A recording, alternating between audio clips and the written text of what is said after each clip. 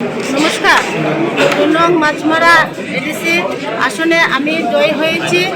আমি এলাকার উন্নয়ন করব। মাছমারাবাসীর সবাইকে অনেক অনেক ধন্যবাদ জানাই। বিজেপি কার্যকর্তাদের অনেক অনেক ধন্যবাদ জানাই।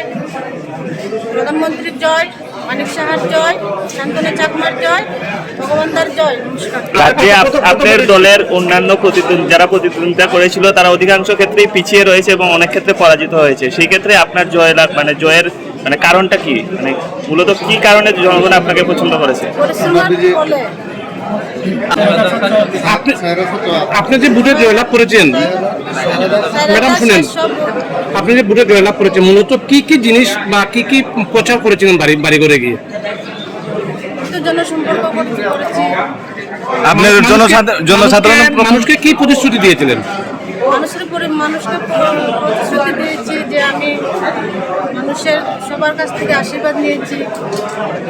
প্রথম পিছনে আপনার মূল কাণ্ডারি কে?